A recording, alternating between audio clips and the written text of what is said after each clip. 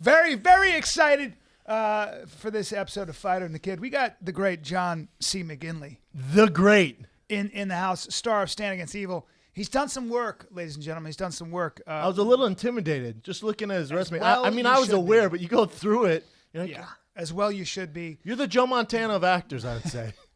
I'm the American Michael Caine. I said to John, I go, well, have you ever not worked? Because I remember I'm just going all the way back to Platoon, and of course, career even before that. Wall Street, And I go, Broadway. have you ever not worked? He goes, no. Why? Why stop? What are you going to do? You lay around, rest, and have horrible thoughts about how much you hate yourself? I don't want to be that guy. But you got a nut. You got a big nut every month. Yeah, we got a lot of overhead. We got a lot of overhead. Dead serious. Every actor has to work all Right. the time. I don't care how rich you think somebody is. We got a lot of overhead. Yeah, I love actors who, if we were doing a film and we work till 9 o'clock tonight, and it's a union film, actors get something called their turnaround, and so that's 12 hours after we wrap is when the producers can bring you back, and that's called your turnaround. So we couldn't be called if we wrap tonight at 9 until 9 tomorrow morning. But if we need you at 6 tomorrow morning for that sunrise shot and need you in makeup at 5, that's called a forced call. And usually a forced call, you can turn it down. You're well within your rights to turn it down. Money. You get some if extra you money. need your 12 hours. But the way producers incentivize you taking your forced call is with an envelope that usually has between $1,200 and $1,600 in cash in it, and that's no taxes on that. So it's closer to $3,000. I'm not mad at that. And so oftentimes you take that forced call, and I love these actors who, when they're asked to do a forced call, and if you don't take your forced call, the rest of the crew is not going to come in because we need the sun coming up. I'm making it up, but we need the sun coming up behind you. Yeah, to get the shot. And then you enter the car, and so we need Everybody gets paid. Right, everybody gets Or paid. nobody gets paid. Well, the other unions only have 8 and 10 hour turnaround, so they're not going to get. They're coming in. Right. But unless you guys agree to come in, we're not going to do it. So I love these actors going like, no, you know what? I'm not going to. I'm going to take my turnaround. I'll be here at 9. You're like, what? What? $1,600 in cash? Yeah. Do you remember being unemployed? Did you remember waiting tables? That's exactly right. Was there? Did you? Because getting into acting and being successful, and both of you guys know this, your chances of being successful are 0 to none. There's less than 1% if you look at the statistics. It's less than 1% makes an actual living being an actor, actresses. Yeah. I'll tell you what I had to do. And so I got out of NYU grad in the theater program in 1984. And so the 3 years before, and so NYU grads It's a great school, It's by the great. way. I mean, it's a conservatory. There's a Keep it mandatory up. kick out. They take 45 of you every year. 15 have to go. Wow. Which is great. Yeah. And in our class, it should have been, unfortunately, 3 of us work. And so the mandatory attrition should have been more profound. In any case, 15 of you get out. So the 3 years before, you're not allowed to work as an actor, the presumption being that this workload is going to be so prohibitive. And if you're going to take your speech and your movement and your Shakespeare class seriously, you're not going to be able to take a job out in Brooklyn on Another World. Right. So you work as a waiter. You work graveyard shifts. And I had a really pimpy gig on 9th Street between 5th and 6th at a place called Mary Lou's. And on Thursday, Friday, Saturday nights, I was making $500 a night, paying the bus and the bar, $200, and walking with $300. It's a good night. 3 nights a week, and that's before Reagan tax tips. And so I had to, as soon as we graduate, and this is a long-winded, circuitous way of getting back to your point, I had to stop working at Mary Lou's. Otherwise, I wouldn't go to the 6th audition on Tuesday. Yeah. Because I didn't have to. You're already making money. I was already making You money. didn't have to. Yeah. So I cut it. I got out of school. The week before I got out of school, I got a gig understudying John Turturro in Danny in the Deep Blue Sea. Oh, what a play! Oh my God! And John, you were understudying Turturro. So for me at my age, as a theater guy, I mean, we all did that play. Every guy did that play. Every guy, but I know the play. I mean, when you look at the play that's been printed, it says John Turturro. It's such a famous play. But I know where you're going with this. Sorry, keep going. going. Well, Sorry, I I get understudied excited. John Yeah. for 6 to 7 months, and he was from the Wally Pipp Lou Gehrig school. He was not going down, and I inherited that from him subsequently on talk radio. And John finally, 6 months into it, goes to do Desperately Seeking Susan with Madonna, which was all the rage in Manhattan. Everybody wanted to be in it. Huge movie at the time. Big movie at the time. And so he went, and he was gone from Thursday to Tuesday. So I got to do, off-Broadway schedule, you do one Thursday, you do a 7 and a 9 on Friday, a 7 and a 9 on Saturday, and a 2 o'clock on Sunday. You do 8, but there's 6 you do in about 36 hours. And when I covered for John, I had been the stage manager, so Danny has prosthetics. The character of Danny has prosthetics attached to his hands because he beats the living hell out of a wall. And I used to make up John's hands every night as the assistant stage manager.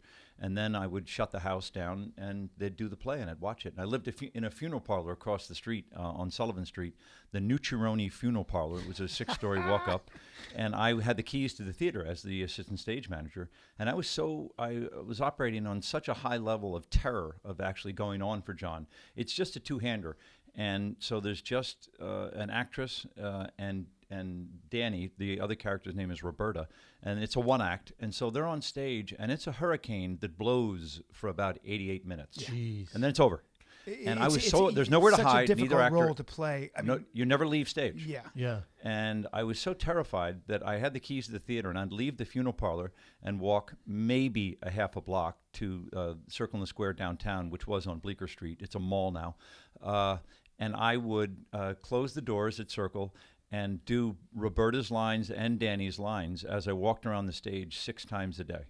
Wow. So I was so over-rehearsed by the time. I literally, almost like it was a mantra. Yeah. The guy who wrote it, John Shanley, would go on to win for Moonstruck.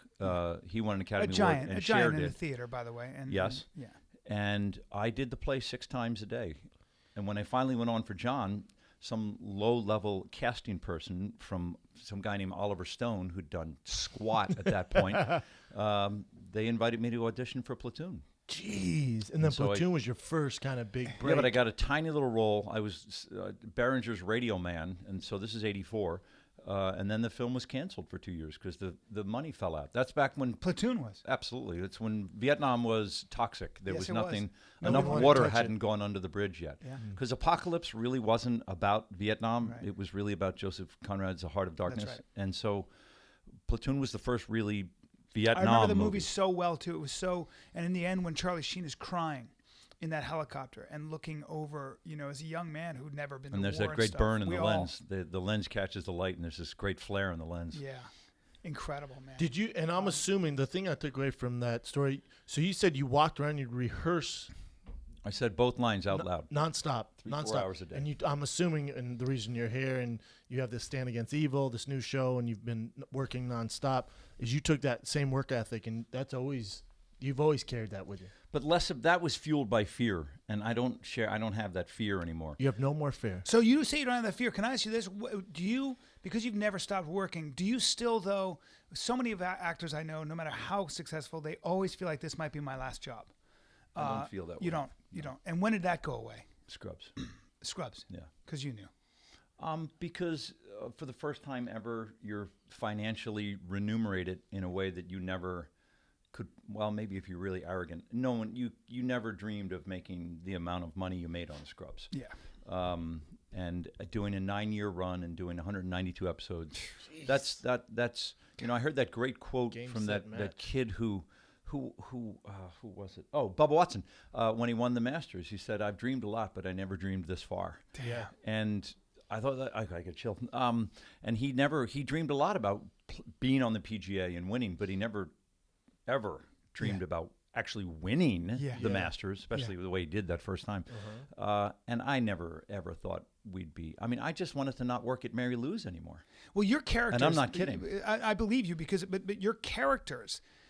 One of the things that every time I see you on, on anything, you couldn't help but laugh. You're a great actor. You believe everything you do. My definition of a really great actor is that I've never seen you do anything that I didn't believe. Yeah, same here. I buy that definition. I think that's a very important way to define really good acting. I've always felt that way about you. However, you always had this humor, this underlying, would you be chewing your gum too loud? You'd just be a dick. And I know you were playing dudes you grew up with in New York. 100%. I mean, you could see it. If you knew New York, you could see it.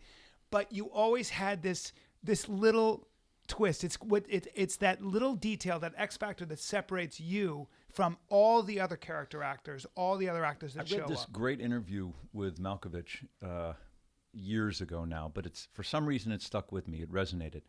And what John was suggesting, and I've met John through the fourth McGinley, Johnny Cusack, and what he said in the interview is that from his point of view, there's two modern schools of American acting.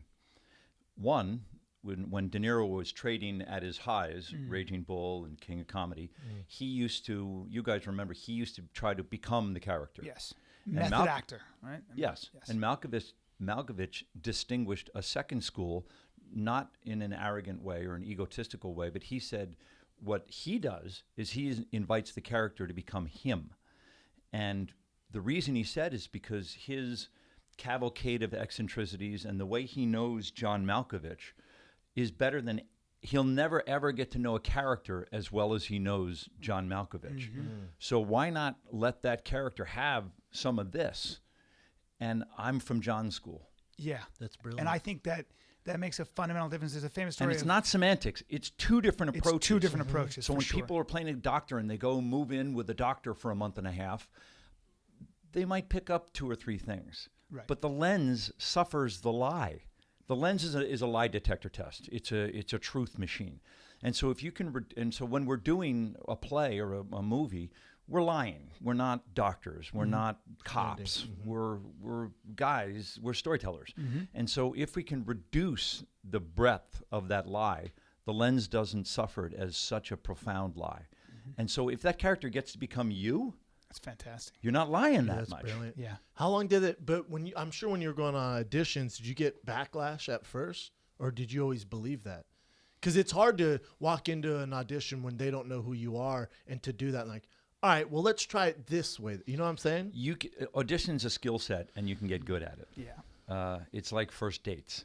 Now, that first dates may not lead to a great relationship, but when I teach actors all the time, and you can get good at auditions. So in other words, the mean batting average in Cooperstown for offensive producing baseball players is 302. In the Hall of Fame, so that means you failed 698 out of every 1,000 times. That means you score 1 job or 3 jobs out of 10. That's for yes. That's for yes. Yeah. And that's for Hall of Fame baseball players. Actors can go on 100 auditions and get none. That's right. And here's the most toxic part and the hardest part for actors, who I love storytellers, is that when actors are rejected, we're not rejecting the eyeglass case that the eyeglass case salesman is selling. We're rejecting you. Yes. We don't want. Personal. We don't want you. It's personal. There's no second place. And I just got to chill. You didn't drop a ball. That hurts. Yeah. And if it hurts too much, you'll do something else. Or the damage will become so deep that you'll lose whatever magic storytelling stuff that used to resonate for you and made you special. And so how you navigate that, I don't know the answer, but how you go on the 7th audition on a Wednesday, even though the first 6 really stunk and we don't want you, you got to go on the 7th. You have to. And sometimes, I know in New York when I was bouncing around auditioning for what was available, which were episodic stuff, you go in for SUV, or you go in for whatever it was, or Law and Order, and it'd just be one of those days, and I sucked.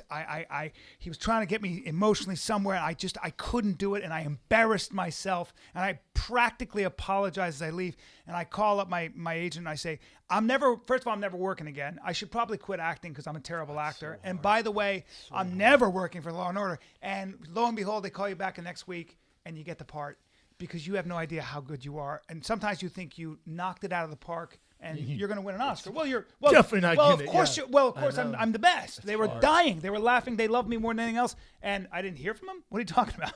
And it's little details. We don't want you. That's it. It's so personal. And it can be 1,000 things. So personal. It can be he's a little old, he's a little skinny. I wanted somebody. I remember I didn't get a part.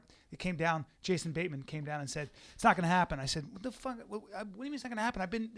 We're testing. This has been a month process. I'm the guy. The writer wants me. You want me." He goes, "Yeah, the head of the network just doesn't think you're Prince Charming enough. You're a little too, you got a little too much of the little edge. He needs big, handsome Prince Charming."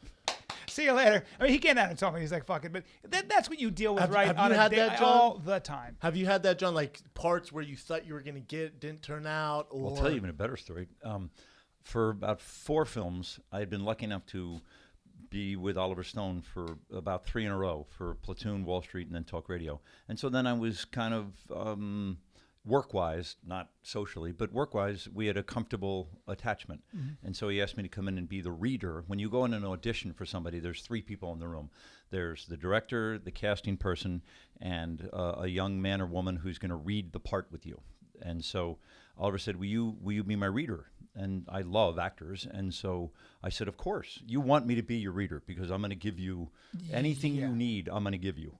And so much, to interrupt you, just so you know, a lot of times you go in for an audition, you're reading opposite a casting director. And that casting director is not an actor. And not only that, they're just reading the lines, and they might not even be looking at you. Sometimes so they're doing this. Literally. And couldn't be more disconcerting, especially since you stayed up till 4 this morning learning the lines. And she's seen how many people over and over. They're looking down. They're looking down at the floor. They're looking down at the lines. Yeah. They're not even. It's brutal. So you want me as your reader. Yes. Because you actually care. Because I want you to get the part. I'm not competing with you. I'm just. And you have something to work off of. Yes. You have something to listen and answer off of. And so actors would come in over the course of about 3 or 4 films. The Doors, Nixon. I forgot the other one. Jeez. And hundreds of actors would come in, and people bring their own luggage in to meet Oliver, who at that time was Oliver. He'd won a boatload of statues. One for Midnight Express, a couple for Platoon. Sure. I think he won one for writing Wall Street. He was already Oliver. What a storyteller. And so, it probably one of the top 10 of our generation. No question. No question. Whether you like him or not, I don't care. Sure. He had a point of view. So actors would come in, and over the years, I developed a theory, and the theory is that actors walk in with one of 2 things, shades of one of 2 things, either Pigpen, and Pigpen's a character in Charlie Brown, and what happens with Pigpen is he's a young boy, and Dirt, he's an animated character. Dirt precedes him and follows him everywhere he goes. He's Pigpen. And actors are either come in as Pigpen, and what Pigpen is, when actors walk in the door to audition, is the first thing they say is that my aunt died in Philadelphia last night, so I had to go to the funeral, and I didn't have a chance to look at the script.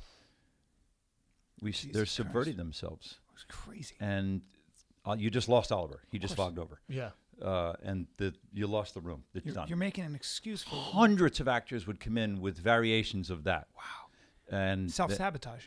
Yes. Mm-hmm.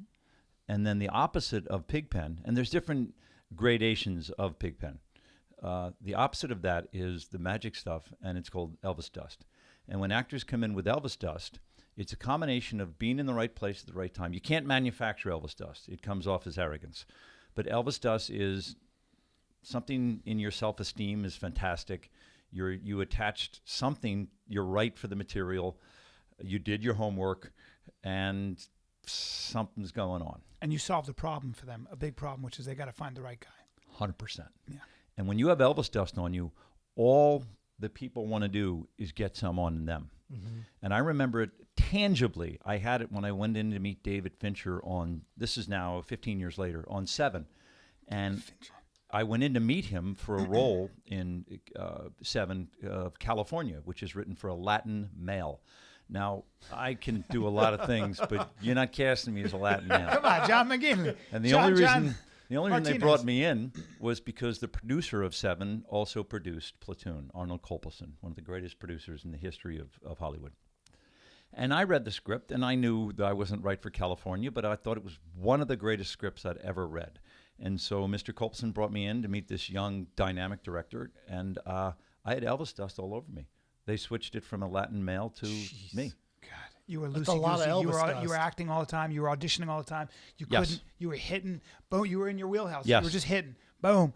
That feeling is for so them- ethereal. It's so hard to hold on to it. Well, It's for impossible. Can them you to, give for us an them to example? change from Well, a Spanish or So- Mexican male to an Irish white guy? Al Pacino. There's a lot of Irish Al dust. Pacino would do this all the time. In Tiger Wears a Necktie. I never read that play. I know Al won a Tony Great for it. play, and it was written for a big, blonde, 6'4" man. And they were had an interview, and they said, "You got to see this guy. I got to see this guy." I'm not going to see the guy. And he's 5'4". He goes, "No, it's written for a tall, blonde. He's got to be an imposing, physically imposing thing." Mr. Pacino steps in, a young Pacino, full of outrage. You look at his face when he was a young man. He was always outraged. He's on the verge of being outraged at everything in the world. He goes in. You can't take your eyes off him. And they change everything for him. Al Pacino. These are great. Have you, when you were reading, to your experience, who did you see who had Elvis dust? Whether it was in theater school or do you ever see anybody when you went, well, Some that people guy- just have it, right? It's that. I guess you're. No, you're people don't just have it. I only know it in the Work, context of an yeah, audition craft. environment. I can't remember. Before I worked with John Candy, rest in peace, on Wagons East, he came in to audition for JFK, and he had dust. He just had Elvis dust all over him. Remember, he played that guy. It was all. He wasn't necessarily right for it. Uh-huh. He had Elvis dust all over him. I think he played a very sort of effeminate Southerner, right? He was played. great. John Candy was He impacted me in a huge way. We were down in Durango, Mexico, doing what aspired to be a ripoff / remake of Blazing Saddles, and that's one of those movies you can't rip off and remake. No, you can't. No. I mean, there's great ensemble actors down there, including John, and John passed, and the effect that John's passing had on me was that I'd never known anyone, a contemporary, aunts and uncles and grandparents. And Did he die while you were doing the movie? yeah, we shot till about 2 a.m, and oh my God, it goes back to our forced call. There was a forced call the next morning, and John had passed, and so what happened was that what that coincided with was about 5, and that made me want to buy a house. And here's why. I grew up in a bunch of brownstones in New York, and they were fine. But I was like, God, a house would be really cool. And when John passed at 45, the big takeaway was, this is a short program. This is not a dress rehearsal. He was only rehearsal. 45. Yes. 45. And that Which was is the younger first than time me you now. thought about that? In real terms, yeah. In real terms. John was 45. That's so young. It's too young. And so I came back here, and it was right when the riots had occurred, the Rodney King stuff had occurred. There was a place called the Silicon Valley just starting to percolate. The state of California was on the brink of receivership. And there was one other thing I'm missing. And I bought a house in Malibu. I stole. People were sprinting out of Los Angeles. And you bought here. Yes, Well done, because sir. John passed. Well done, sir.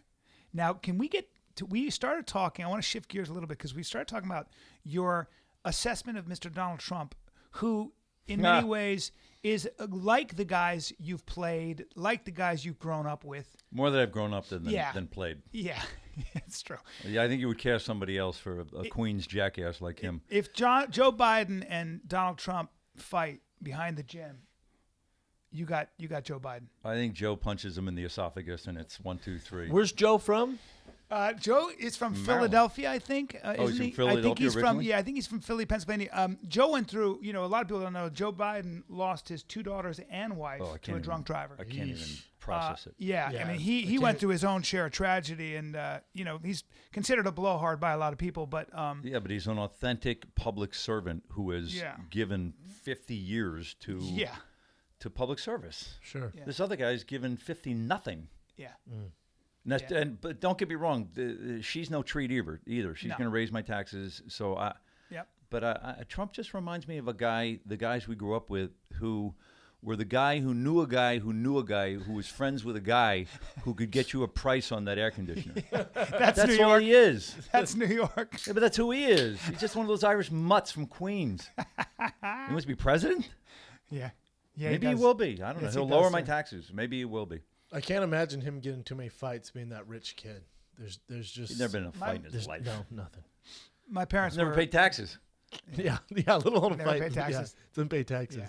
Somebody said, my mother was saying, Hillary's corrupt, and she's worried that Hillary's so organized and so corrupt that she'll do long-term damage, whereas Trump is such an incompetent fool that he'll do short-term damage. So it's sort of a lesser of two evils. Pick your poison. Pick your poison. Pick your poison. I think a lot of America The feel that way. upside with Hillary is whether you like her or not.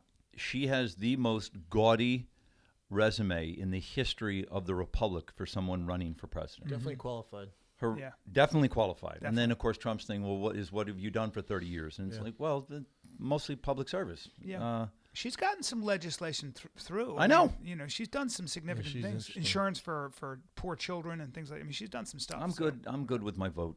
I will be fascinated to see what happens with the Republican Party. Well, especially with those new FBI, that's already baked in. stuff. That's already baked in. You don't think that's going to matter? Yesterday's news. You don't think it's going to matter? No. Because they think Not it's with going to affect 7 the days polls left. a little bit. It seems to already because there's. It was going to be a landslide. Now she'll just win. I agree with that.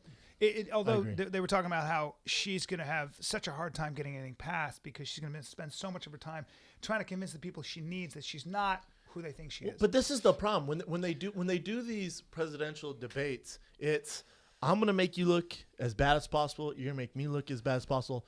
Remember, one of them's going to be the president. Yeah. So when they finally get there, all you really remember is all the bad stuff. So especially with these two. Yeah. So whoever wins, and it's probably going to be Clinton, you're literally just like, well, all right, man. You just remember all this negative stuff. Instead of focusing on the real issues, it's literally just roasting each other. It's the presidential debate is just a roast these days. Yeah, and if the House is majority Republican, she can't do a lot without Senate confirmation. She can't do a lot without the House. So when she's passing laws or she's trying to push her agenda It's a mess, John. It's going to be it's a mess. Or maybe it's just gridlock. The government work, and it'll be fine. If he gets in there, either one of them may be a single term ineffective chief executive, and the Republic's going to go on. That's right. Yeah, we'll be all right. The Republic was designed so that a president can't do too much damage, and that's a good thing. And if either one gets in there, whoever gets in there, I saw different actors say they're going to move, and that's it's not that dramatic. They're not going to do shit. They're not going to do shit. We'll go with the people work say that. You'll go with work I've heard so many people. If Trump gets voted president, I'm going to Canada. Nah, no, you're not. You're not going to do shit. Matter of fact, I'll call you the day after if he does win. You're still going to be here. You're staying here. That is the problem with it. As we all get to be adults. It was dramatic. Well, once we were talking about this, when you get a nut, when you got bills and stuff, you're pretty vulnerable. I got kids in school. I got a house I got to pay for. I'm not going anywhere. I got to fight this fight here and now and figure this out. So, it's not like we can just I'm so surprised in our lifetime a third party hasn't shown up in as much as something that occupies the middle between these two. So I'm a physical conservative. I don't want you to take any of more of my money. Amen. Whatever the tax level I'm at now, when I send it to the accountant at the end of every year, I take home about, and this is not a woe is me, it's just a fact, I take home about 48 cents on the dollar. Yep. Without any monkey business. That's what it is. Yep. So if you make 10 grand, you should know that you should only plan on spending $4,800 of that. Otherwise, you're going to get in trouble with your checkbook. Every actor should hear that every single day, by the way, because the number of actors that are just broke because $10,000 always feels like $10,000. Not even just actors, though. Everybody. But it's not just actors. And so I keep that in mind, and that's where we are right now. And Hillary is going to raise our taxes. Trump says he's going to lower it. And so as a fiscal conservative, that should qualify me for a Republican. But then I want you to not be in every single country on the planet with an army base. Mm-hmm. What are you doing? Mm-hmm. In Spankistan? What are you? What are that's you doing? Residue from World War II. I mean, that's a lot of that's residue from our past. No, but from the why Cold not? War. Why not? The guys in the military right now are making, let's say, and this is an inflated number. Let's say you're making 32 grand a year. You're not making 32 grand a year. Why not bring you back and give you $60 an hour to rebuild bridges? And how about that? Yeah. That's more interesting. Somebody was saying that of how you reframe that. This sociologist from Stanford was talking about how you reframe political discussion. So like if you talk to somebody on the left, they'll say, well, military spending is out of control, and a conservative says we need a strong military. Now, if you come to a liberal and says we need a strong military, that liberal is going to go, fuck you, you're spending too much money. If you go to a conservative and say, but the way you would frame that debate is you'd say to a liberal, you would appeal to their sensibility. And so what you would say is, hey, I know you're not for all this military spending, but just keep in mind that a lot of people who wouldn't have a job otherwise, who really need money, make their living doing military service. I know, I get that. I'm just saying it's an interesting way of debating, sort of like kind of reframing an argument so that you can have some common ground. But you're right. I mean, I think. But if it's going to be a government-generated job, why not make it in improving infrastructure? Mm-hmm. Since the Army is government-related spending, why not? I mean, a lot of our infrastructure is a disaster, and people use words like infrastructure, like it's a big word. Bridges, roads, subways. It's a disaster. Yeah. And then so that now puts me between the two somewhere. And then the night in Newtown, I was doing Glengarry Glen Ross on Broadway, and that kid went in and killed all those people in Connecticut. And how you're allowed to have automatic weapons, and I'm pro Second Amendment. I think you should have your shotguns and your sidearms, but how you're allowed to have an automatic weapon in 2016 defies credulity. It just does. There are these debates that you hear where this one guy was trying to get a drum where he could put 110 shotgun cartridges in a drum. You got it. We do have when it comes to gun control or anything. There are limits. We do have. You have to have a very special license, for example, to have a machine gun, a hand grenade, a silencer. You have to have I think it's called a Class C or some kind of a license where you have to go through a lot of rigmarole. Whereas you can have a semi-automatic gun depending on. So we already do have a lot of gun laws on the books. How are those working out? Well, the problem is there are these loopholes, right? So gun shows, which falls into a really weird thing where you're allowed to sell a gun privately to somebody depending on the state. So if I sell a gun to you, I can sell it privately without doing a background check. Gun shows in certain states, I think, fall under that particular loophole. And I don't know if the answer is, I think it's twofold. Is the answer actually trying to figure out a way to get people not to get those kind of guns all the time because there's so many guns already in circulation, or is it a mental health issue, or is it both? I don't know, but there's got to be a middle ground. I almost couldn't go on that night when those kids all got killed. Tough. Kindergarten kids. The kindergarten kids. Terrible. I was in the wings, and I was a mess. Yeah.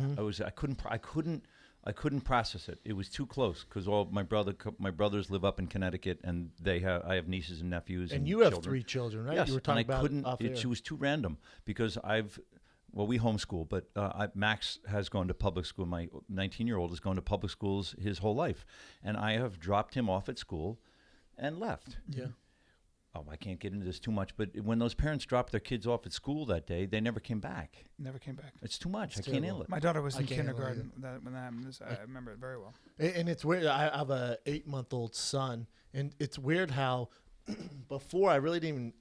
I think when you have children, you view the world a little different. Hopefully. Like now, I'm scared of Or everything. a lot different. I'm scared of everything.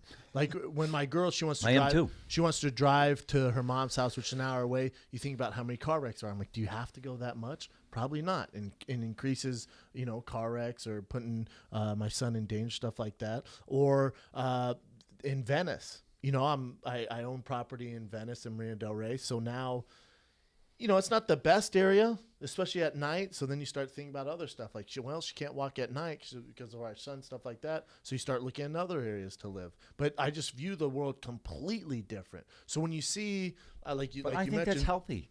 If you're not doing that, you need to open your eyes. You're attached. If you're You're not attached. viewing the world like that, Yeah. you definitely need to open your eyes. Yeah.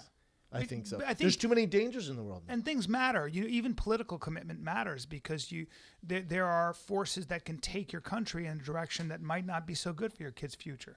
Whether that's right or left, I'm not going to make a judgment call, but it behooves you to at least educate yourself on the debate and educate yourself on what the dangers are, where those hidden insidious dangers lie.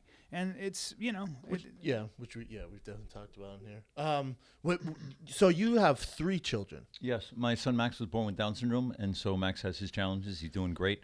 We're in a tricky period now. It's called post-secondary education. So you have elementary school and then high school, which is called secondary. And so post-secondary education for our population is very tricky because what are you going to do? And what do you mean our population? Our Down syndrome population. Gotcha. And where do you fit in now? Because you're not the cute and cuddly kid with special needs anymore. You may need a shadow or an aide to make it through your day once you leave the house. Where do you plug this young person in? And so he's 18. Max is 19 now. 19 now. And he graduated from Santa Monica High School. And so the state of California and most states in the union then have a 3-year transition program in the public school. And we tried that, but kids were just ostensibly staring at the wall. And so we yanked them out of that. And now we're trying a couple of different other programs. And so we'll see. Have you ever heard of this program? I've mentioned on here before. It's called Born This Way. It won an Emmy. It's a show that covers. Have you heard of it? It's on TLC. It covers Down syndrome kids and their parents. And it actually takes place in a place in Santa Monica where they go to adapt to the world. And I mean they're not young kids, And I've never been around kids with Down syndrome. It's not my family. And I watched the show for the first time, and you realize, just that people with Down syndrome, especially since you're not around it, they're no different. Like these kids, the girls are on there, I think, are 23, 24. They want to get married. They want to have kids. They want to live on their own. They want to drive. They have goals, ambitions. And you see the problems that these kids have, and it's heartbreaking, man. Well, the hardest part one of the hardest challenges for the Down syndrome community is that we wear our challenges on our face. So, and that's tricky. So when people use the R word, which is retard and retarded, and we have a whole campaign with the Special Olympics called Spread the Word to End the Word. And it's just about sprinkling a little compassion in your language. You need an actor telling you how to speak, like you need an extra hole in your head. But when you disparage the special needs community, especially people with Down syndrome, you're picking on a group that largely can't defend itself or can't even advocate for itself. And so I want to advocate for that group. That R word, and I'll be honest with you. Growing up in Denver, Colorado, in high school and in college, it's just something. It was in your vernacular. It's just something that you'd use, like bro. You'd use the R word. And then I had a girlfriend years ago who. Her sister's boyfriend had a twin who was mentally handicapped and had Down syndrome, and we were out to dinner and someone used the R word, and the way it affected him and the rest of the family, I was like, oh my, you don't realize it. Yeah, you're like, oh, and it was literally like, it ruined everyone's. But here's the most toxic, and I'm so thrilled that impacted you that way. Oh, I've never used it. He's never used it. He said it on this podcast. I've never used it. Times. I said it once on this on accident. I said it once. You just made my whole week. And I told Evan, I went, you got to edit that out. Because if someone's around it, it's... Here's the thing. Here's the thing about the word retard and retarded, is that there's no consequence for disparaging that group. And what I mean is, if you disparage African Americans, our gay and lesbian population, Italians, Jews, blacks, there will be a consequence. It may present in a boycott. It may present in a physical altercation. Sure. You may be confronted. With our group, you're free. You got to go past to use the R word as much as you want, and that makes me insane. And so we're taking baby steps. Look, the Civil War was 1863. So a couple 100 plus years ago, people were using the N word. People still use the N word. Yeah. We're taking baby steps with the word retard and retarded, and we're just asking people if they. And I teach different classes at USC and UCLA to screenwriters. And when I get their scripts and everything's retarded, the party was retarded and you're such a retard, I just ask the writers if there might be a better way to say that. You know why? Maybe there is. Maybe there's a better way. It's a lack of education. Yeah, it's a lack of education. Raising awareness that it hurts you. But it's a lack of education. Obviously, there's a close tie to you. But I think if those students, those writers, those actors, if they just spent a day, not even a day. I'm sorry, not even a day. You were at a meal. I was at a meal. Granted, I was with this young man for a week or 2 weeks, but a meal, a cup of coffee, and you're around that, you would realize that how powerful that word and how it affects that family, because it doesn't just affect him. He might be like, whatever, man. But that family, it hurts their feelings. I'm telling when you, you hurt somebody's it's not feelings, even their feelings. Right? But it is. It's a lack of education. It's no different than you dropping an N-bomb in a room full of black people. Yeah. Except there'll be a consequence in that room. They're going to whip your ass. Well, maybe not, but there'll be a consequence. Well, you know what I'm saying. There's going to be a consequence. Yeah, I mean, or even online, or if you have our platform and you drop that N word or the R word, you're going to get repercussions. And rightfully so. Yes. Yeah. And what I'm saying is there's no difference whether you use the term fag, which a lot of my generation uses. You don't realize it until you're around an actual person who's homosexual. When you drop that F word, dude, who's paid the price, there's no who's difference. Gotten a boot in his eye and been called that name. You know, a lot of those words. A lot of those words are. There's a lot of violence attached to those words. You know, you and I, and Brendan probably as well, but you and I are definitely old enough to remember when that word was such an acceptable prejudice, where you probably knew dudes who just beat up gay guys because they were gay. Because there were no TV shows. Will and Grace was groundbreaking. There were no TV shows that showed a human side of somebody who was gay or a fairy or queer or all the words that people would use. And that I do think we've made some progress. I do too. Not if you go online. No, you're probably right. Not You're go right. online. You're right. By the way, you're right. It will break your heart. The number one thing, if you go to YouTube comment, Instagram or Twitter, and let's say we're in New York tomorrow, and I post a picture. You know, I wear loud clothes or weird sunglasses, whatever, different than maybe what normal people would wear. The number one thing you will see is, God, what a fag, what a retard. Yeah. It's like, 100%. Well, they're hiding behind there. I think that's it's a lack of education. That nasty side, the lesser angels of our nature, instead of the better, bro, they always are present. I'm telling you, B, you're you're like me on this show. And granted, I've had a personal experience with someone who's mentally handicapped. But if you watch this show, this girl is 23, 24. And she's talking to her mom how she wants to move out. I get a little emotional, but she talks about how she wants to move out and get married and have children. And her mom has to be like, you know, this is a tough talk. Like this is a tough talk. We're not there yet. When Maxie's 19, we're not there yet. Yeah. I remember a feature of mine doing stand-up. He had a joke, and he used the word retard. And there was a dude, a man, a father, and he went, boo. The guy goes, what? What's wrong? And he goes, boo. He goes, that hurts people's feelings. And he came up to us afterwards and educated, not in a dicky way. He came up and educated us. He sat and talked to us about how his son has Down syndrome and what that means, what that word means. And I didn't know that. I'm very sensitive to that stuff. But I was probably 40. I don't know how old I was. And it dawned on me. I went, ooh, and so a lot of it is just letting people know. 100%, because if you take the other side of it, the transgressor who's perpetuating that negative stigma, he or she can go, hey, I can talk any way I want. And the fact of the matter is, you can. However, if we can have a conversation about some language you're using that's causing harm, maybe you could sprinkle your language with a little more love or compassion. And if you're aware of it and you do it, it makes you a punk ass. Right, but remember also in New York, a lot of guys they don't mean to hurt anybody's feelings. They're talking. I get it, so let's have a conversation. Right, that's what I'm saying. It's education. Yeah. Oh, that's it. Like you hear guys, that's a faggy shirt. He's just talking to his buddy, or don't be a retard. They're just talking. If you said, hey, you're fucking hurting people, there's a violence or there's pain attached to that word.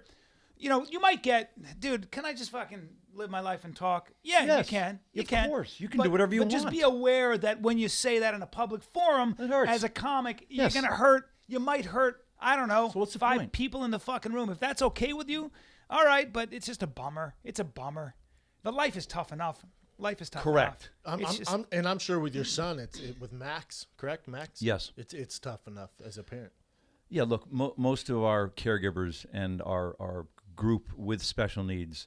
I remember like yesterday, we were in Santa Monica, the Santa Monica Malibu Unified School District, and I was with this lovely principal, and Max was going into middle school, which when your child goes into middle school, you'll find out it's a big transition because there are bigger boys and bigger girls there, and it's not elementary school anymore.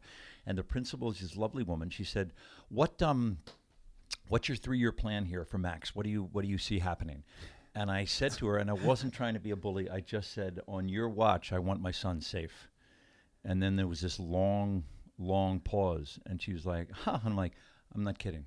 When he's here, I want him safe. That's fair. And that's all. That was the. That's I'll start fair. bawling. I was just like, that's.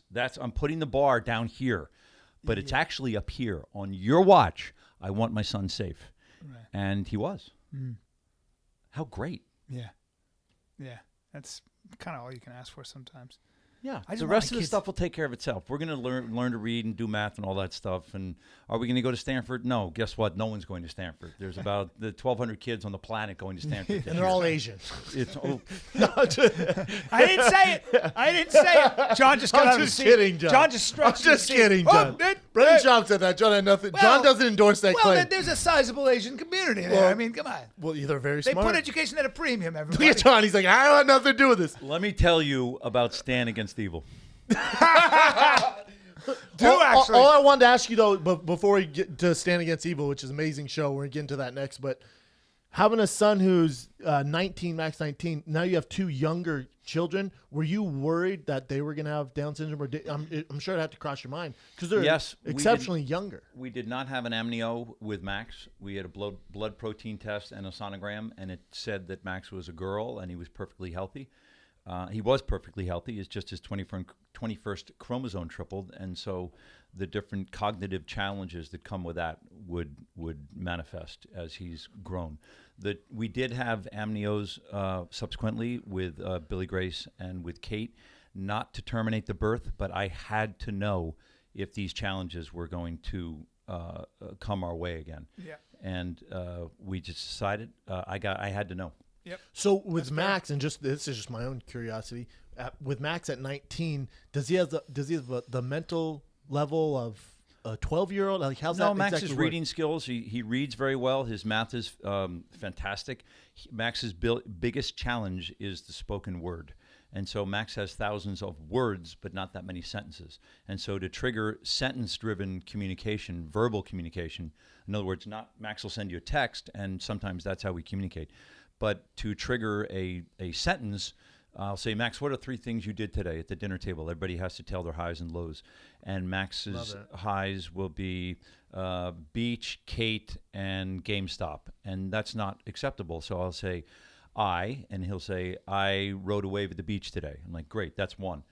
Kate, and he'll say, Kate. And he said, I was with Kate, and we went to the swings.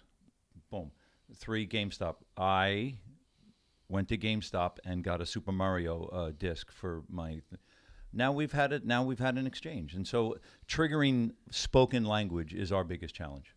But at 19, is his interest the same as any 19-year-old? Like, is he into girls and Nicole and I were laughing and about this the other night. Max's skill sets at this point are largely pointing towards Max being a man of leisure. He likes the beach. He likes to surf. He plays guitar. He plays piano. He digs chicks, and he likes to do art, fine art. And Get him a pipe and a smoking jacket. Max may get a pipe and a smoking jacket. Nothing wrong with that. And guess what? Max be Hugh Great. Hefner. Round it Like off. I said, yes. we got a lot overhead, and And he's attitude. I think my son is that way. My son, we call him the great relaxer. That kid at 5 will just kick his feet up and just Max hang largely likes to relax. out. Yeah. There's Yeah. some people that like that. Tell us about Stand Against Evil. Because I Stand love, Against- I love It the debuts tonight, so It this does. show will go live this afternoon. But then, as you're listening, make sure you tune into The IFC channel, Independent Film Channel, which has their show ponies are kind of Portlandia and Documentary Now, and they've had a lot of success with kind of thinking outside the box. And so Stand Against Evil, the log on it, the slug line is Archie Bunker fighting witches, or Clint's character in Gran Torino fighting witches. I'm in. It's I'm this in. guy in a fictitious New England town in New Hampshire. He's been a sheriff for 30 years. When we meet him, his wife just got. We meet him at his wife's funeral, and he's just been fired from his job. And all he wants to do is sit in his easy chair, have 1,000 beers, and watch the History Channel. And he can't even do that because 172 witches want to kill him. And so it's the a town. go-to. It's a town where all these witches were burned. Yes. Back in the 1800s or something. Yes, they Yeah. were falsely accused. Yep. And so this sheriff back in the 1800s killed 172 witches. And they now have made a pact to kill whoever the constable is or the sheriff. And every sheriff's been killed since until Stan comes along. Yeah. And we come to find out that Stan's wife has been going out every night and protecting him. But now that she's dead, Stan's on his own. Was she a witch whisperer or something? Watch the show. Watch the Yeah, show. watch the show. Watch the show. And who wrote this? You were telling us earlier. Dana Gould, who is Yes. one of the dynamos on The Simpsons. And he's actually head writer of The Simpsons. Head writer of The He's Simpsons. going to be a guest. He's going to be a guest, I think, next week here. He's a stud. Yeah. And he put it on the page. Look, so many sets you show up on, and the bargain, the understood bargain is that because we didn't really put your character on the page, you're going to pull a rabbit out of a hat and we're going to make this thing happen. Well, the problem with that is that it goes back to Felix the Cat, an animated character who had a bag of tricks.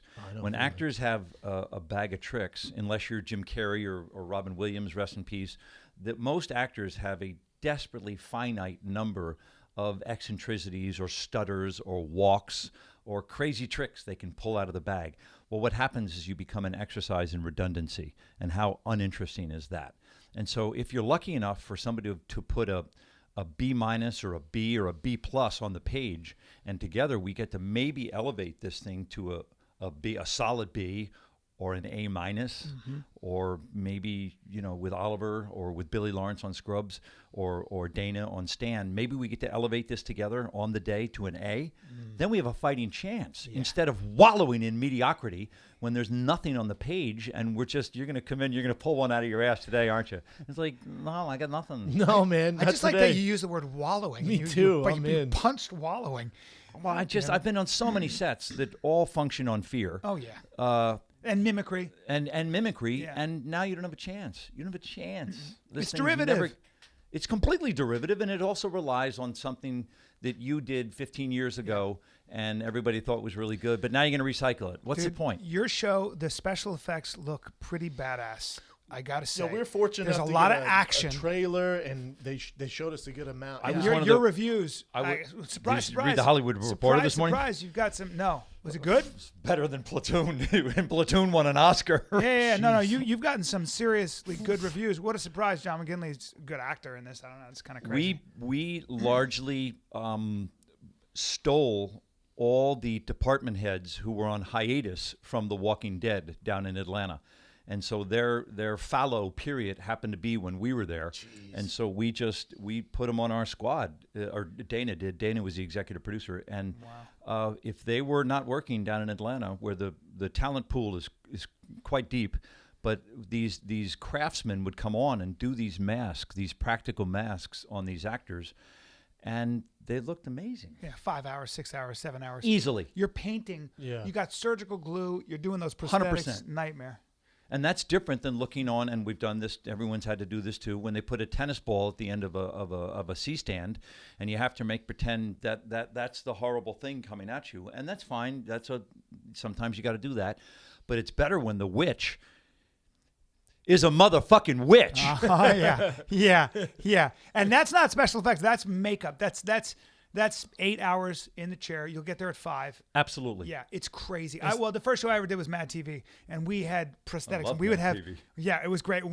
There'd be a sketch, and all of a sudden we'd know one of us was going to get cast as the fucking goblin, which meant I was going to be in the, and it was always me because I was the asshole, and it was because it had to be physical. I was a little more physical, and I'd be like, well, you're going to wear this mask, and we're going to put contacts in your eyes. That feels good. You just hold your eyes open. Hey, put contacts. If you never had contacts, you don't know. Yeah. And then we're going to paint your teeth. Please eat out of a straw. You're not going to be able to eat, so please drink water out of a straw for 17 hours. You'd start to go crazy. You'd start to get so claustrophobic. And we were in the heat down in Atlanta this summer, which felt like a special effect. It's hotter than Manila in Atlanta. Atlanta is toasty. Oh my God. I mean, it's a good town, but it was hot. It's not hot when we're down there, right, B?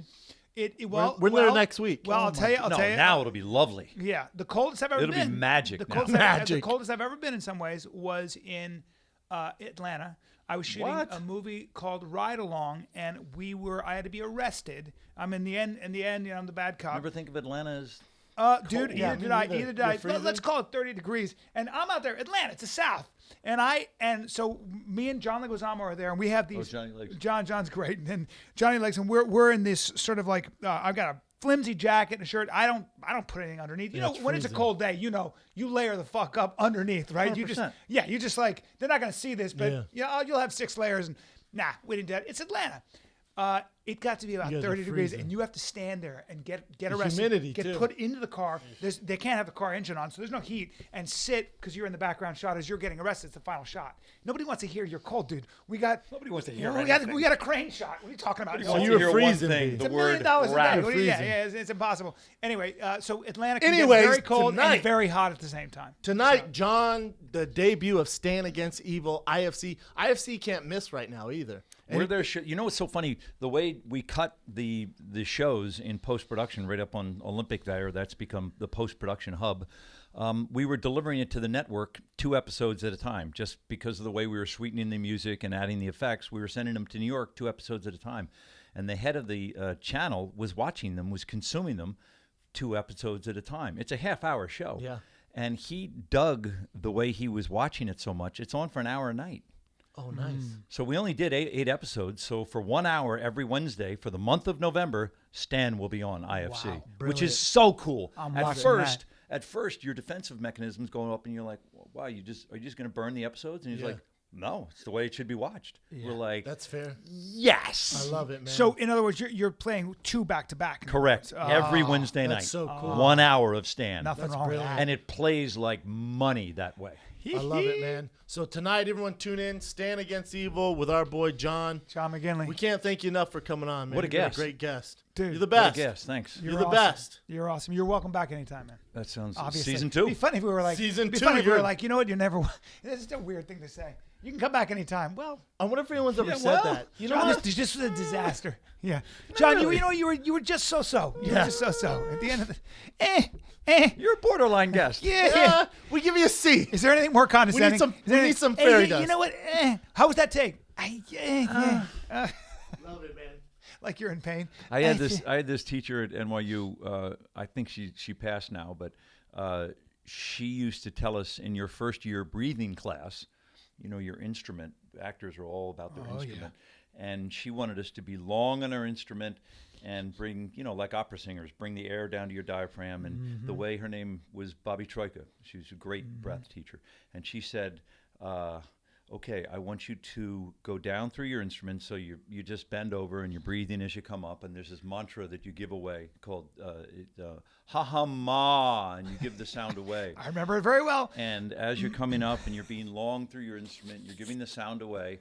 And Bobby came over to me one day, because I must not have been taking the curriculum too goddamn seriously, and she said, John, and I was bent over, and she grabbed my rectum and my balls. And she goes, John, I want you to breathe in your ass and through your penis, and I want you to give the sound away to the purple hairs and the matinee and the cheap seats. And I was like... Purple hairs being the old people. Yeah. The old people. They're the ones who come to the matinee. And she held her hands on my private parts for a profoundly too long time. And so as a result, and the rest of the class stopped to see the Irish mutt now learning how to breathe. And I came up through my instrument and with this 80-year-old woman's hands on my private parts, and I just was like, ha-ha-ma! She's like, by the way, there it is. There's John's breathing. If John isn't vocalizing, grab him by the rectum and his privates, and you'll get everything you need. So I now, when it's good vibrato. Whenever I'm with these phony baloney directors who are on the set, and sometimes they're lovely British gentlemen, and they're like, John, oh, we've done it 27 times. We've printed the first 19. Could we go again? And I'm like, what would you like me to do different? Since I've exercised everything I've opened a vein. wanted to do, and darling, and then there's this long, phony ass pause, and I'll go, what if I breathe in my ass and out my penis and give it away? And these British motherfuckers, they're just like, could you? I'm like, yeah, just get out of my fucking eye line. Just get out of here. Let's do it again. Let's go one more lunch. time. John's going to breathe in his ass and out his penis and give it away. My friend, thank you for joining us. IFC tonight. You're a national treasure. A gem. A national gem. John McGinley.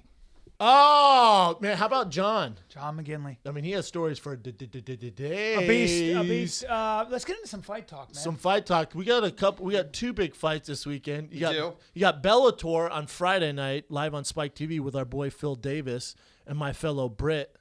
And then and that's for the light heavyweight championship of Bellator.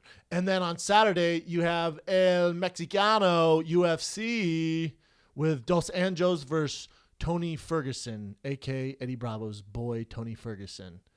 Let's break down the UFC first. What do you first? You want to do Bellator first? Just that one fight? It's a one-off. Let's just do that one. This is an interesting fight, man, because McGarry, Liam versus Phil Davis. Phil, I thought he did beat King Mo. I was actually at that fight in person, last fight I've been to live. I thought he beat King Mo. It was a close fight, but he definitely won that 3rd round.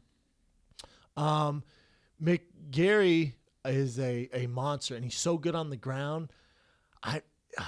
It's a tough fight because Liam, to me, is a guy who, if he beats Phil, it's the validation that he needs, even though he's champ, right? Because he beat Tito and he's beat some guys, but he hasn't had like that critical win, right? His last win was against Tito. Is that right? Yeah, he submitted Tito. He decisioned Emmanuel Newton.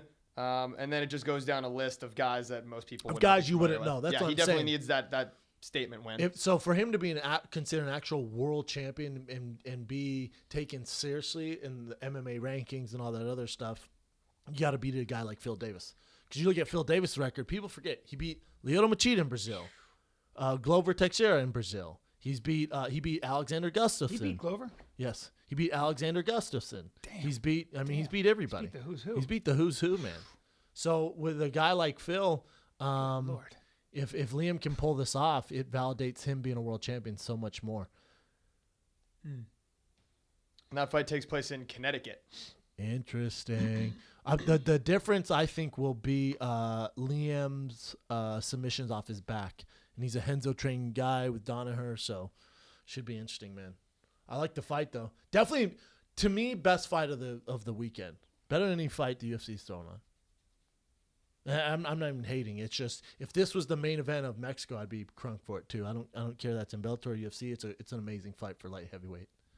So I assume that's a 5-rounder then, yeah? I would assume. I hope it is. I mean, I'd assume I don't know how Bellator does it, but I assume. Yeah, they're 5 rounds. Yeah, they're 5-rounders also. So who you got? I'm going to go with Phil Davis just because. You look at Phil's history. I mean, he's beat literally the who's who at 205 in their own hometown. Something that really bothered Phil, I think, was when Dana White said Phil's always going to be 4th or 3rd or, not a champion. And it bothered him a lot. And I think he, I don't think it bothers anyone too much when you're in the UFC and Dana says that stuff. You know what I'm saying? Because he's so much of it. Well, no, he wants to be famous. He wants to be a promoter. So that's like Trump saying something. Like, you don't take it too serious. So I think for Phil, it was Bellator. It wasn't about being world champion because, especially now at 205, I think he could beat. I think he's right up there. And obviously, you look at the guys he's beat. But I think for Phil, the Bellator was about money and other things. This is by far his toughest fight, though. But Phil beat King Mo, so, God, fucking tough fight to call. I would assume Phil's the favorite. And Phil's probably going to win by decision if I had to pick. But, dude, it wouldn't be bad to see Liam win. Especially by submission. For Bellator, it's good business either way. Both guys are stars. All right, let's see what we got for betting odds for this. Imagine Phil's 2-1 favorite. That sounds about right to me. That's what I would put it at. Minus 225. Phil Davis is a minus 265. Wow, that's close. That's fair. All right. All right. Let's go to UFC. UFC Fight Night in Mexico City this Saturday. We will start with Beneil Dariush versus Rashid Magomedov. That's a fun fight. Damn. That's a super fun fight. Dariush, he's one of my favorite, most technical guys in the world. He's so fun to watch. Definitely needs a win.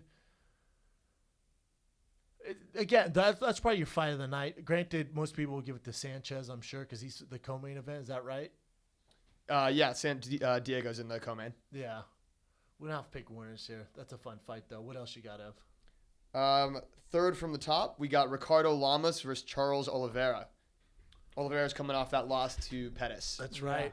God, and Lamas hits like a Mack truck. I like Lamas in that fight. Brian has throat cancer. What else you got? Fuck you. Co-main event, Diego Sanchez versus Marcin Held, who's making his UFC debut, I believe. Boy, that's a tough debut.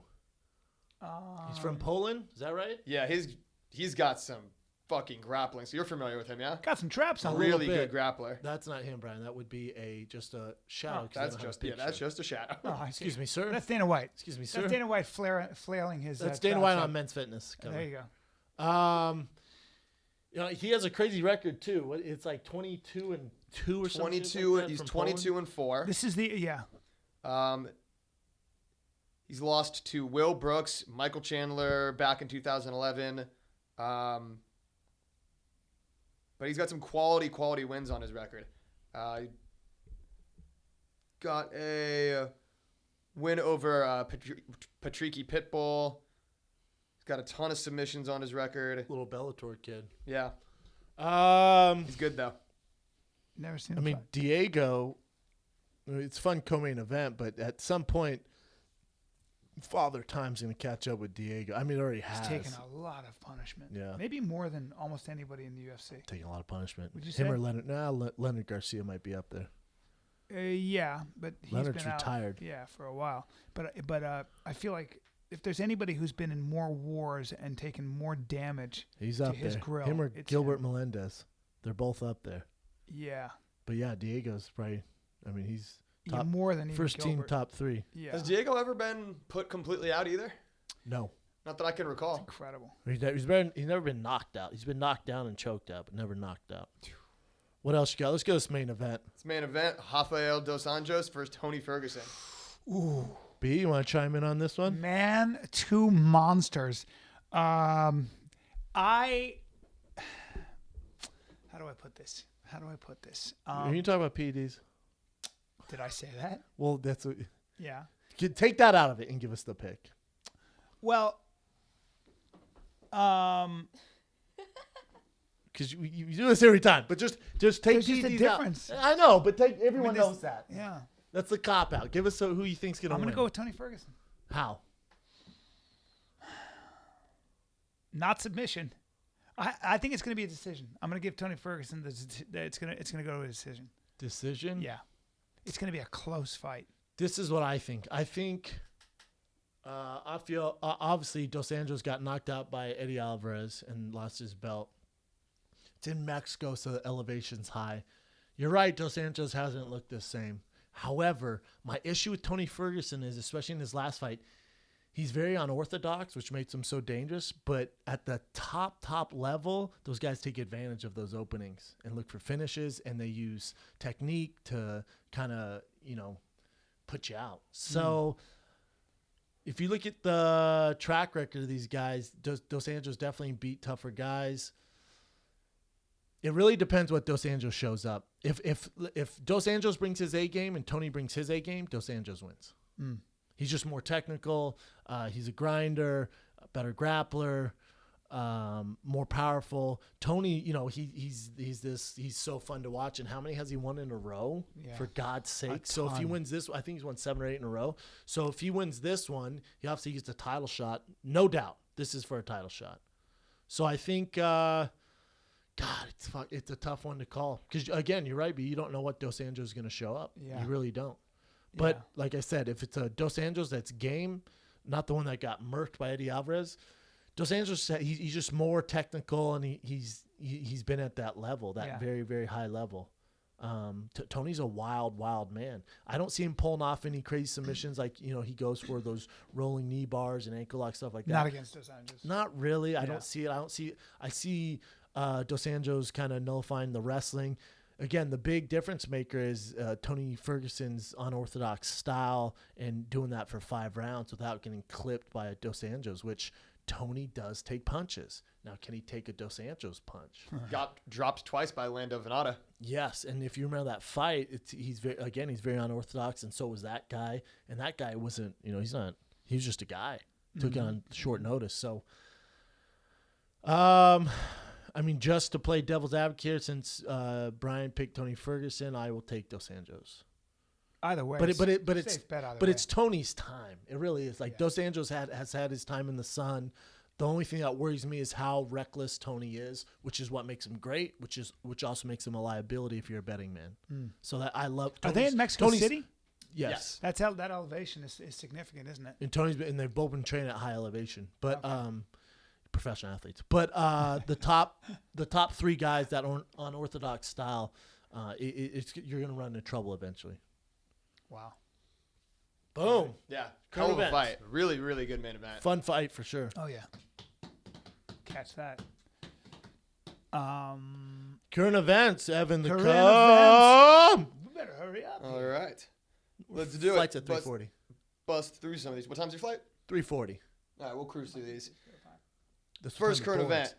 We got ourselves a Game 7 in the World Series Cubs-Indians. You, Mr. Schaub, very confidently said that the Indians would clean them out at home in Game 6. No. I didn't say they clean them out. I said that Game 5 for the Cubs, the Cleveland Indians weren't pulling out all the stops. Now, Game 6 is fair play. I thought you were going to see a better Cleveland. The Cubs just brought the old 1-2 batty back. You gave him a 20%. And homeboy hit a grand slam.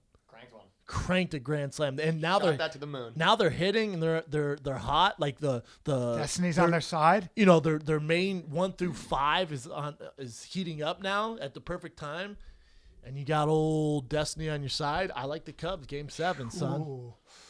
I like the old Cubs Game 7. The old Cubby Cubs. That game's tonight. I know. We'll be on a flight to New York.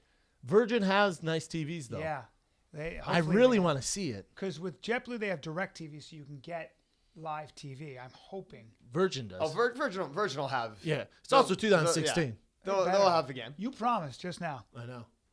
We're on Virgin Airlines, flying flight. hard like American boys, making out together sometimes, even though we're straight. About a 6-hour flight.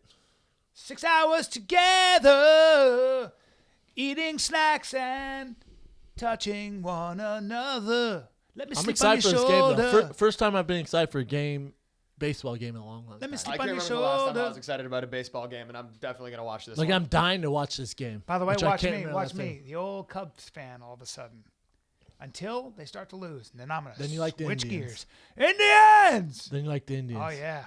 I'm fair weather fan over here, guys. That's true. Mr. Fair Weather. What else you got, Ev? Backbone. All right.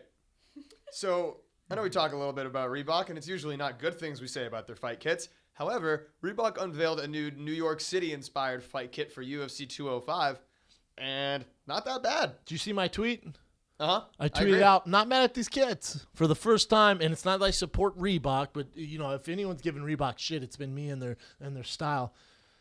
I mean, for the first time, like, all right, they put a little effort into this bad boy, and it definitely. You're giving credit where it's due. Yeah, man, I'm not a hater, but when there's something terrible, and now they're still paying the fighters shitty. This New York fight kit release that they did is, it's definitely improvement. But it's not for fighters, right? Like, this is just like it's like urban wear. Like you can't wear that to the octagon. Jacket. Well, see, I'm not buying a jacket that has. Well, I didn't see that logo. I like These are the hats. The hats and the shirts are cool. The jacket, I get what they're doing. I actually dig the jacket, but it's very New York. But Can I see the jacket? if you're buying that jacket, you if you're in the department for leather jackets, you're not buying a UFC leather jacket, are you? If you buy that, you're probably the same guy that wears a Harley Davidson hat and shirt while you're driving a Harley Davidson. I wonder what this is priced at. $600. Is it? No, I just made that up. I would assume it depends. It could be pleather. You know what? It's Reebok. That shit's probably fake.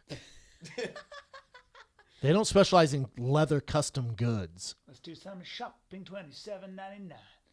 T-shirts are $29.99. Conor McGregor train hat. Well, how much is that leather though? Shirts are Where's the normal. leather at? Let's go to the leather. See how much that leather jacket Take runs a us. guess. I'm going to go ahead and say... If it's real leather, I'm assuming between $500-$600. $90. I'm going to say...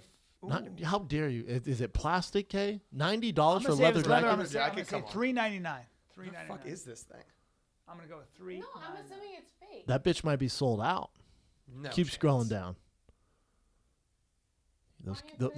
Those kits stay on stale, don't they? Now we're at trading cards. I don't know, but it doesn't look like they even have the That jacket bitch is. listed. You know what? Did they just show that jacket to honey dick me into liking their post? Because they know I'm into might those have. leather jackets. See, I would assume that would be the highest priced item. Nope, those would be a pair of $25,000 Chris Weidman fight used autographed 187 gloves. Are you out of your fucking mind with that? So that leather jacket's not for sale? All the autographs that's gonna be up there. It's all good.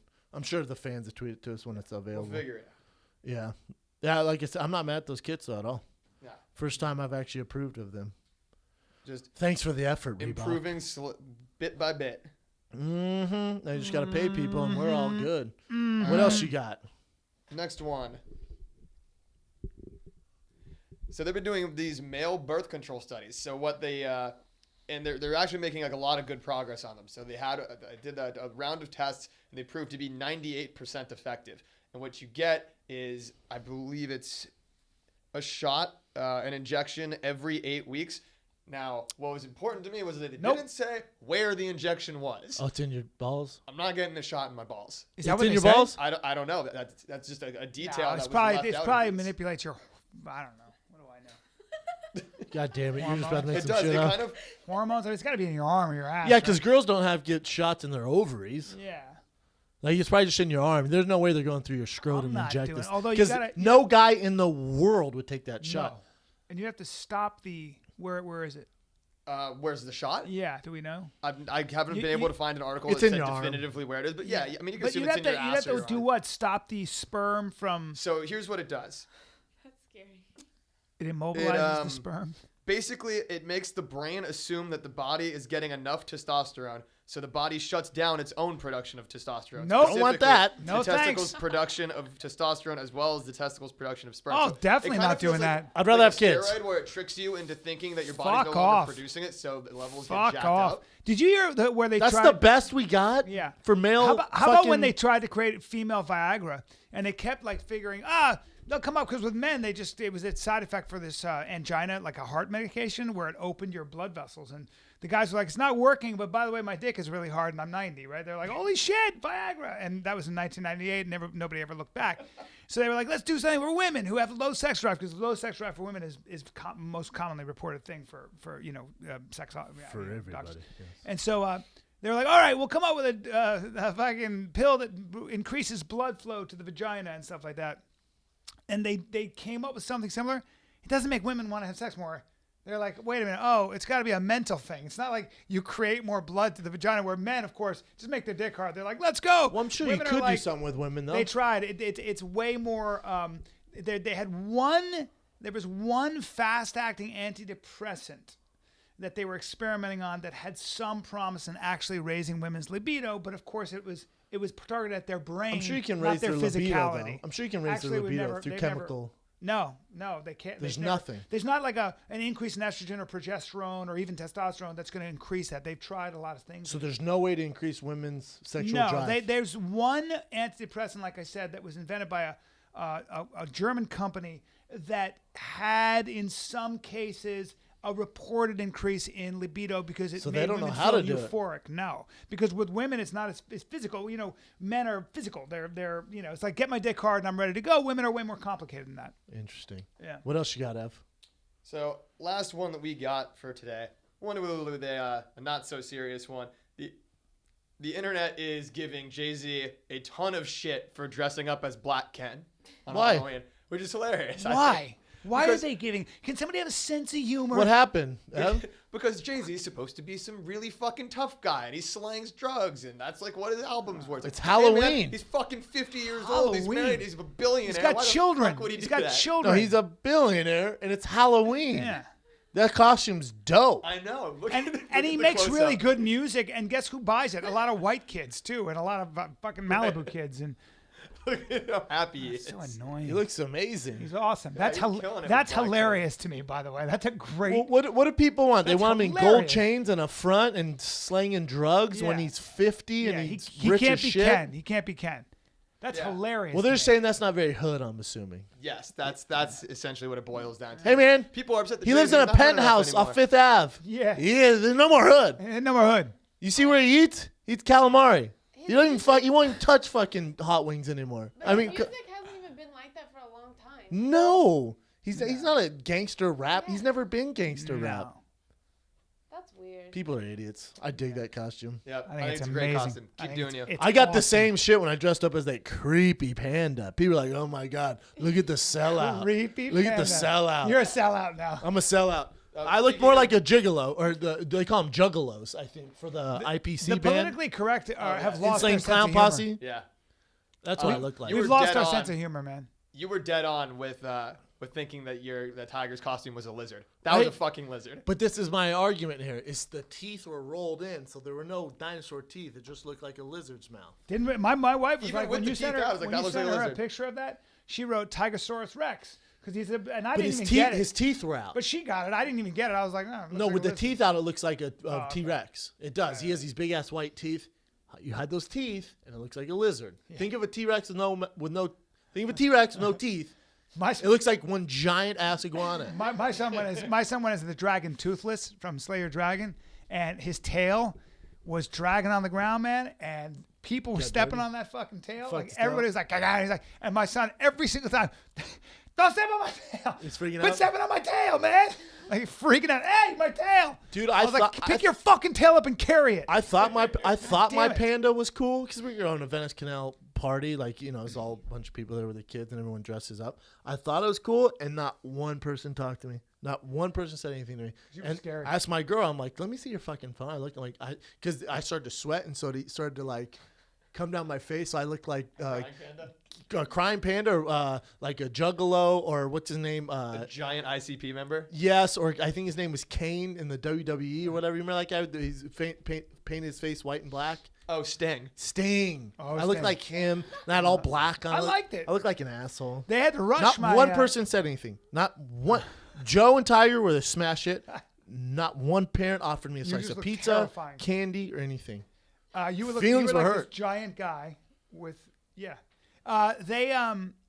my sister. They had to rush my sister's dog, a 7-month-old bull mastiff. Had to rush that dog. Talk about a soft nose. Did he eat Had to bubblegum? rush that dog right to the to vet. No, my dog ate approximately. Her dog ate approximately 4 pounds of candy. Got into Was the there old chocolate candy. in there? Sure was. Yeah, that'll do it. Got into the and they were like, "Where are the wrappers?" Well, they ate the wrappers too. Took The the dog. wrappers down too. The dog. Was you Dog's guys like, left? nom, You nom, guys nom. left candy on the floor? I guess they left candy on the floor and got into one of the kids' do it.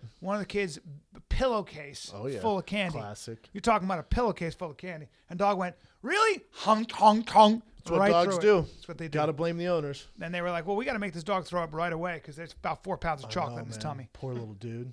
Yeah, not a Well. good situation. You got dropping knowledge, buddy? I got a fun dropping knowledge. You also brought a book. Yeah, I brought a book. Now, if you look at if they looked at the most common professions of the hero derived from the titles of more than 15,000 Harlequin romance novels. Please understand. Like all the heroes in the novels? Please understand that romance erotica, romance novels are almost exclusively read by women and is a massive market, as in multi-billion, tens of billion dollars, like huge. Yeah, for sure. And can you give me, out of the 10 I have here, let me see. The professions of the guy? Professions, yeah. Give me the professions. Trainer, personal trainer. Personal trainer, Construction worker? no. No to both of you. No to both of us. No to both of you. Wait, and this is today's books. Oh, this isn't looking like at- 1980. This isn't shit just you're looking reading. at 15,000 Harlequin romance. This is actually looking at as all, current jobs, like current stuff. Yeah, what Or they're do we have to doing. go old school? Oh, all of it. So every Harlequin romance, we're talking about 15,000. Well, it's one a titles, business, like a president, 15,000 titles CEO. and all. Yeah, you could say that. Like a I'm going businessman. to count A that. I'm businessman? going to count that. I'm going to count CEO. Athlete, Fireman. Not athlete. fireman, Hit me with a policeman, fireman. Come on. No. army. Uh, This is a stupid military, fucking man. question. Wait, what are is these, like, this? Real, like a So- pool boy. so like a every waiter? no. So every so the Like hero Warren Hunter's the pizza hero guy. is never a dude who doesn't make a lot of money, with one exception. And he's never the guy in all these titles. He's never a guy who's a mid-level bureaucrat, like a claims adjuster. He's never Who the fuck he's wants never to a be a claim construction worker, adjuster, pool boy. He's never those guys. Actor? Not an actor. So it's Comedian. It's billionaire. It's pirate. Hold on, how is billionaire an occupation? A pirate is Billionaire, a real because thing? billionaire is number one. Billionaire is the guy, even today, when they write romance novels, the women have to be powerful and stuff. They write women who are the men always have more money. Well, billionaire's not. Billionaires, That would be. that'd be CEO or whatever. They're powerful, best in their field. Competence is an alpha trait that must be part of. You So never rich? have a hero who's not competent. Rich, doctor, cowboy, boss, prince, rancher. What? Rancher, knight, surgeon, king, and then there are two professions where they don't make money. There are two professions that don't make money, and I'll give you a guess. Two professions. Well, you But said they don't pirate. make So money? pirate. Pirate makes money. Pirate steal Well, money. Steal it's money. tough to be a successful pirate. Yeah, pirates steal money. But go on. They don't They make money, don't make money? but they're macho professions. They And don't make here's money. and they're both in a position of protecting somebody. A stay-at-home there were- dad? They're both in positions of where they protect people for a living. Big hint. Is one Some like a security guard. non-profit? No, No. they protect people, sir. Well, non-profit could protect Well, animals and that's stuff. physically. You're trying to. You want to know what it is? I sure do. 'Cause Bodyguard- no one's got any of these right. Bodyguard and sheriff. They Isn't that make funny? money. Well, sheriff counts I as thought you were top saying with they don't your get own paid at all. Yeah. No, but they don't make a lot of money. They don't make as much. Hey, money. bro, Oh, this my is super God. confusing. What the Hey, billionaire's not a job. Well, no, but security so guards and the- sheriffs make money. No, it's not a security bodyguard. So the through line is they're protective, and they are powerful, and they're very competent, and they're alpha males every time. And they've tried to write Harlequin romances with guys who are beta males who are but they're really good. No, they're no one can super, read that. They're super sweet No one guys. reads that. Yeah. No. And here's another psychological profile. So a lot of guys talk about, well, 50 Shades of Grey, and the guy ties her up and does all that. Actually, what it is that, yes, if the guy's a virile, dangerous stranger, he always has to have some tenderness that the woman tames. And at the end of the day, she marries him. That's always the prize at the end of the Harlequin romance. All those erotic moments. So there's always like a connection. He falls in love with her, and no matter what, that happens. And also in 50 Shades of Grey, and we be in a shitload of notes, and I see him, is there's, I guess, a consent form she had to sign before she did anything. Yeah. I mean, but there's a consent form. That's such a. I love that we get all those emails about that. That is such a footnote in terms of the general Yeah, what she psychological actually profile. wants. Yeah, the Yes. general psychological profile is that he ultimately loves her. He cares for her. He's this dark guy who's emotionally a virgin, and she breaks him and makes him and figures him out. She figures Tames the that puzzle zebra. of his brain out. She tames the zebra, and that's a And huge please part. quit sending me pictures of people riding zebras. Quit, please. Let's do some fan questions. I had one more, but Save it, I'm gonna man. save it. I'm gonna Yeah. save it. That was a good one. All You right, got some I drop got of it. knowledge is coming up. I got a good That was a good one. I got a good one. Not as good as Mondays though. I know, but That I was have super another confusing. one. I have another one. Save it for if it's good. Save it for the. You know why I did Save that? it for the New York Okay. Live show. Okay, because I was gonna You give it gotta to be you. more clear on that. I was gonna give it to That you. one's- you gotta be This more was clear, like though. this was like a tease. Hey, look at me now. Yeah, be a little more clear. This was my tease. I didn't want to do this one. I was teasing you to get into the big one, but fuck. it. Save the big one for New York Live. Okay, and I'll drop it on Monday. All right. All right. First fan question. Wasn't even my dropping knowledge. All right. First fan question. Brendan, I need your help. My husband dresses like Brian. Do you God have damn any it. suggestions of places or websites Yeah. to shop at? Or Well, any obviously- specific items you're really into currently? Well, Brian dressed is way better now. I mean, obviously, I'm going to say that the easy answer, and you're like, oh, it's just a cop out. No, it's actually true. 54club.com is going to be your easiest thing, especially if you're not into men's fashion. They're very fashion forward, especially this month. They have their McNary package, which, if you know anything about that guy, he's been involved with all the Yeezy stuff, and he's this huge designer. And if he was just to put something in Nordstrom's, just a T-shirt, it'd be like $200. And now you can get it for $30 using our promo code. So 54 is an easy one. Anything Tom Ford's killing it. Varvatos is doing big things. It just depends James where you're Purse. at budget wise. Yeah. But if you're a baller on a budget, 54 Club is by far. And I'm not just saying this because I work with them, but is by far your best bang for a buck. Does that make sense? 100%. All right. Good luck. This one is for Special K. Okay, what is your favorite memory you'll take from your experience of working with Fighter and the Kid? And what have you learned and will take with you into your new job opportunity? Hashtag won't be the same without you. Aw, I know everyone's been so nice to me on Twitter. It's so sweet. My favorite memory, I feel like every time I come to work here, like, you guys are like my grandparents telling me all these epic stories. It's just like really funny, and we're just sitting around the campfire, and you guys are just laying on all these fucking dope stories. Yeah, we got some stories. So that's what I feel like I'm gonna miss the most, and the best memories, just the stories and stuff.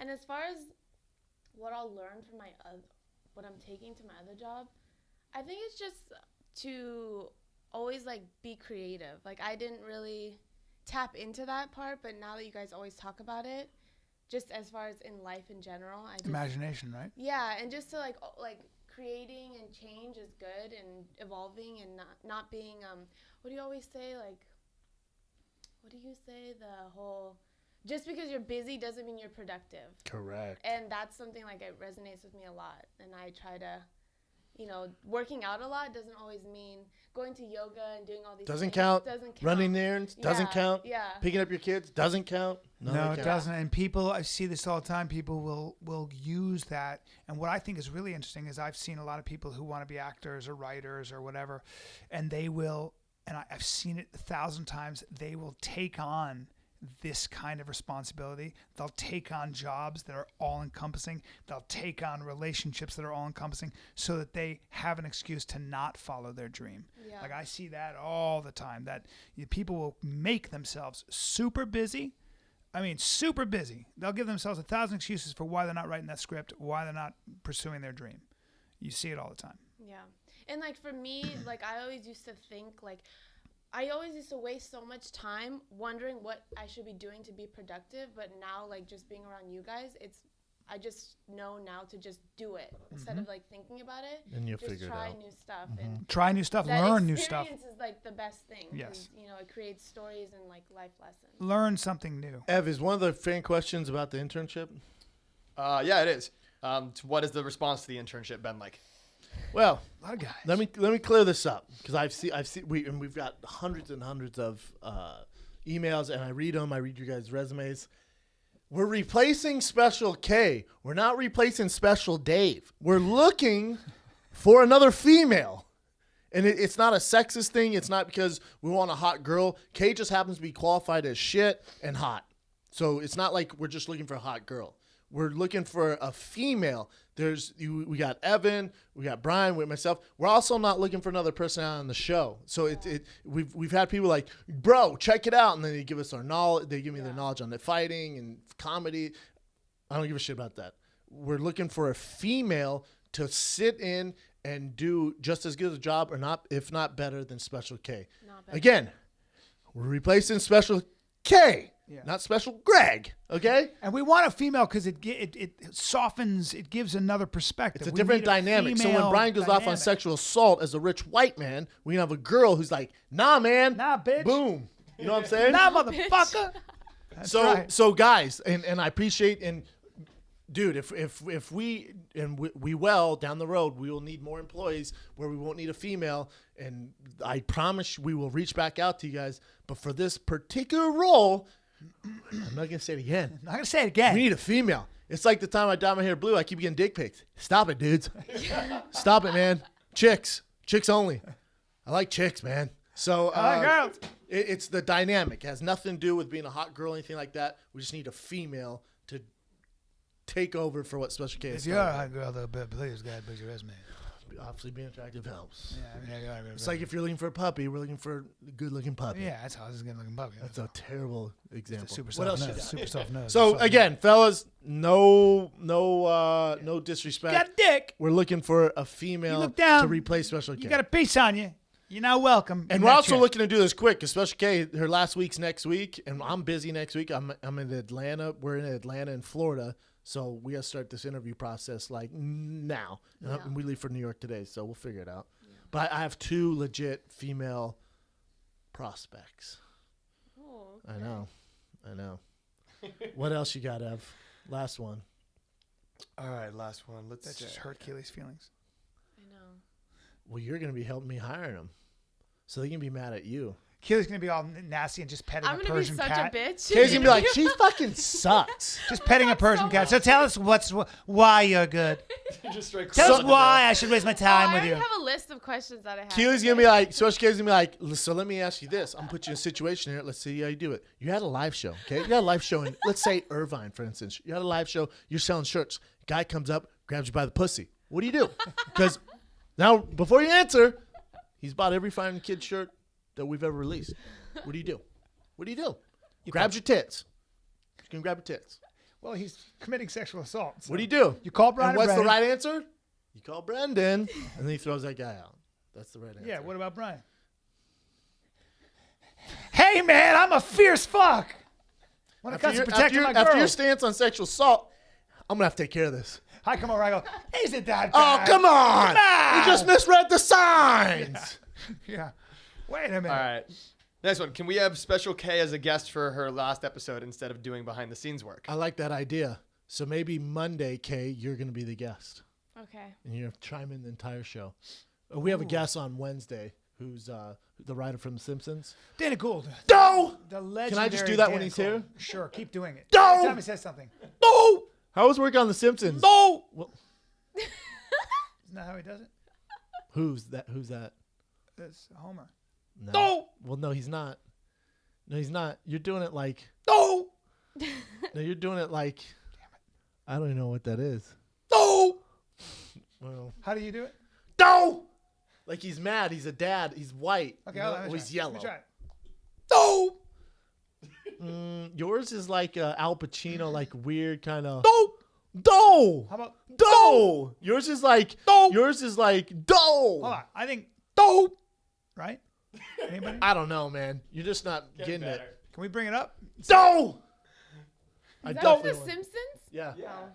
Oh, But man. that's what we should do on Monday, Kate. Going back to the original question. Okay. Be your sign off.